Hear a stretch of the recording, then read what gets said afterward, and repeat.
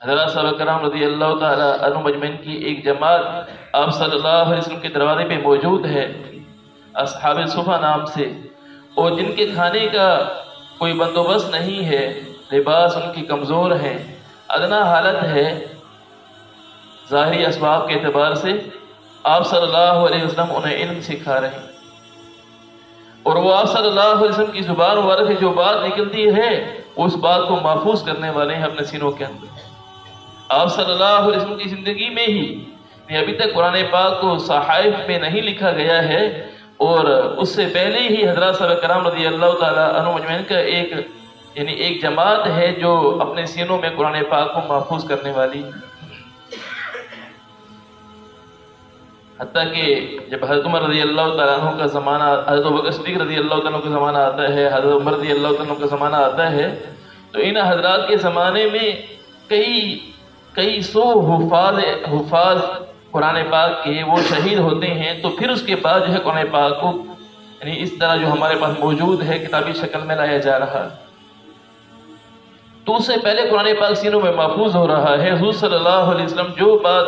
اللہ تبارک و تعالیٰ کی طرف سے پہنچتی ہے، حضور صلی اللہ علیہ وسلم حضرات صحابہ کرام کو سناتے ہیں، اور حضرات صحابہ کرام رضی اللہ تعالیٰ عنہ اجمعین سینوں میں محفوظ کر لیتے ہیں۔ احادیث ہیں حضور صلی اللہ علیہ وسلم جو ارشاد فرماتے ہیں اپنے سینوں میں محفوظ کر لیتے ہیں، اور ایسا محفوظ کرتے ہیں کہ حتیٰ کہ حضور صلی اللہ علیہ وسلم کا جو حدیث بیان کرتے وقت جو عمل تھا، آپ صلی اللہ علیہ وسلم کا جو انداز تھا، اس انداز کو بھی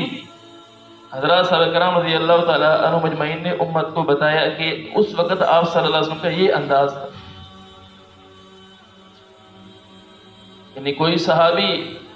ہم جب حدیث پڑھتے ہیں آخری سال میں تو اس میں ایک حدیث آتی ہے، اس حدیث مسلسل بالمصافحہ کے نام سے، کہ جب آپ صلی اللہ علیہ وسلم نے اس حدیث کو بیان کیا تو آپ صلی اللہ علیہ وسلم نے جو وہاں موجود صحابہ کرام تھے ان سے مصافحہ کیا۔ حدیث بیان کرنے کے بعد آپ صلی اللہ علیہ وسلم نے مصافحہ کیا، تو یہ اب تک یہ بات چلی آ رہی ہے کہ جب بھی کوئی محدث اس حدیث کو بیان کرتے ہیں تو وہ محدث اپنے شاگردوں سے مصافحہ کرتے ہیں، اس لیے اس حدیث کا نام حدیث مسلسل بالمصافحہ ہے۔ اسی طرح ایک اور حدیث آتی ہے حدیث مسلسل بالاسودین، کہ حضور صلی اللہ علیہ وسلم نے حضرات صحابہ کرام رضی اللہ تعالیٰ عنہ مجمعین کو جو حدیث بیان فرمائی ہے، حدیث بیان فرمانے کے بعد آپ صلی اللہ علیہ وسلم نے انہیں کھجور اور آب زمزم پلایا ہے، تو حضرات صحابہ کرام رضی اللہ تعالیٰ عنہ مجمعین نے بھی آگے ایسے ہی کیا، اور یہ اب تک روایت چلی آ رہی ہے کہ جو استاد وہ حدیث اپنے شاگردوں کو پڑھاتے ہیں تو اپنے شاگردوں کو کھجور اور آب زمزم پلاتے ہیں۔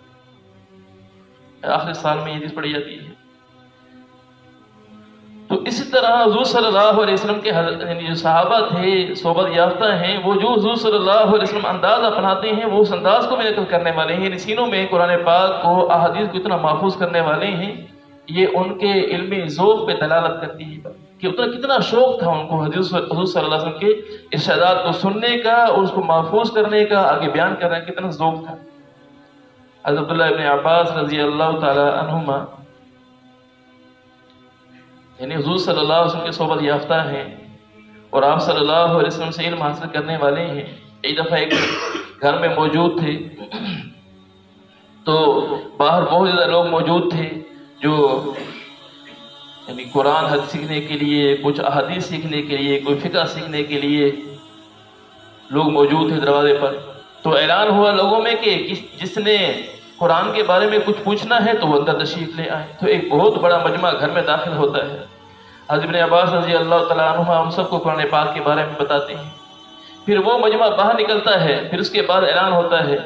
کہ جس نے حدیث کے بارے میں کچھ پوچھنا ہو تو وہ اندر آ جائے۔ پھر ایک بہت بڑا مجمع گھر کے اندر داخل ہوتا ہے۔ حضرت ابن عباس رضی اللہ تعالیٰ عنہما ان کو حضور صلی اللہ علیہ وسلم کے احادیث کے بارے میں بتاتے ہیں۔ وہ مجمع باہر نکلتا ہے اور پھر اس کے بعد اعلان ہوتا ہے کہ جس نے فقہ کے بارے میں، مسائل کے بارے میں کچھ پوچھنا ہو تو وہ اندر آ جائے۔ پھر ایک مجمع داخل ہوتا ہے۔ اس طرح مختلف موضوعات پر ایک بہت بڑا مجمع اندر داخل ہوتا رہا اور ان سے علم حاصل کرتا رہا۔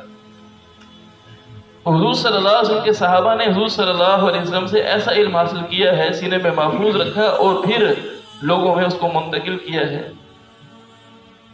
تو لوگ اس بات کی ضرورت کو محسوس کرتے تھے اور ان حضرات کی صحبت میں جا کر بیٹھتے تھے اور جا کر علم حاصل کرتے تھے، اور اس کی وجہ سے ایک امت سیراب ہوتی تھی۔